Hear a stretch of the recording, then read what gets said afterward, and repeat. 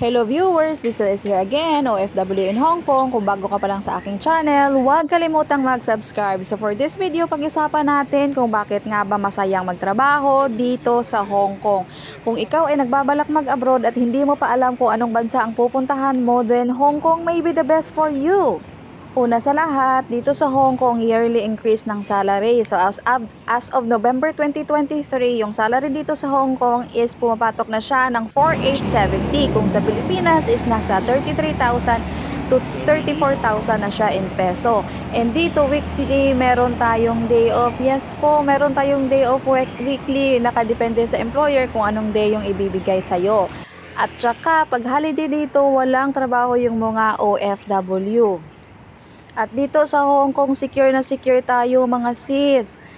Hindi tayo minamaltrato ng mga amo dito. Mayroong mangilan-ngilan na sinasaktan ng amo at minamaltrato pero hindi ganon ka-severe gaya ng sa Middle East.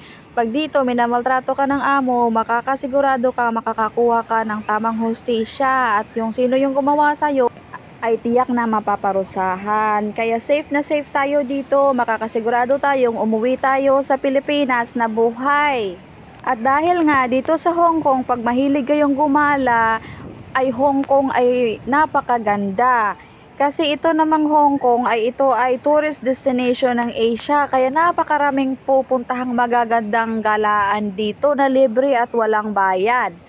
Kaya pag Sunday, pag day off, marirelax ka talaga sa paggala ng mga magagandang views dito. Pero take note, dapat lang marunong ka magtipid kasi napakarami ding pwedeng bilhin dito at kung hindi ka marunong magtipid, naku, tiyak na ubos yung sahod mo.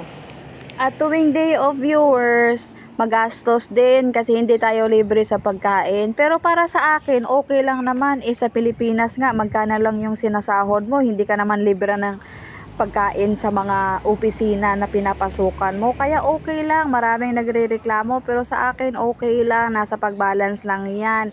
Kahit na gaano ka pa karaming pera, kahit na gaano ka pa kalaki yung sahod mo, pag hindi ka marunong mag-budget, wala din natitira. Yun lang, thank you!